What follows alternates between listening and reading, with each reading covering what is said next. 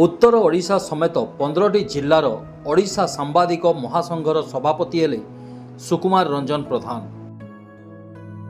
ब्रह्मपुर कामापल्ली स्थित विकल्प भवन परिसर रे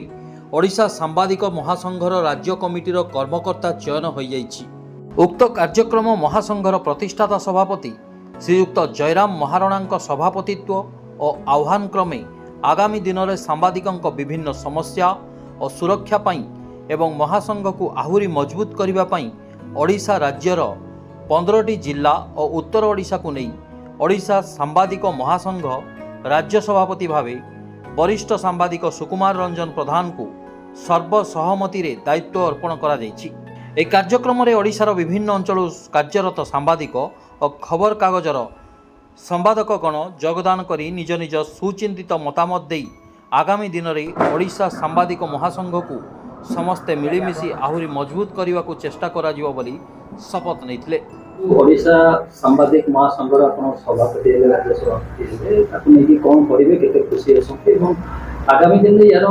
जो संगठन तार मुख्य उद्देश्य कौन रहिबो कौन करबे। देखंतु सर्वप्रथमे मोर ओडिशार समस्त सांबादिक बंधु एवं अन्य कर्मकर्ता को मोर नमस्कार। आपण को चैनल को मध्य मोर नमस्कार। मु उत्तर ओडिशा समेत 15टा जिलार दायित्व मत दिखाई ओडिशा सांबादिक महासंघ तरफ ओडिशा सांबादिक महासंघर प्रतिष्ठाता जयराम महाराणा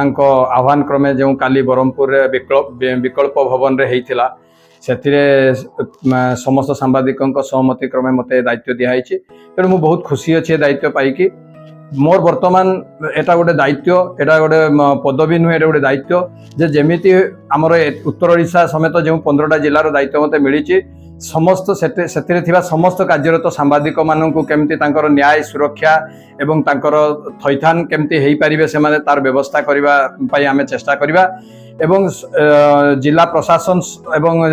राज्य सरकार एवं सांबादिकों भितर गोटे सेतु गोटे समन्वयर सेतु केमती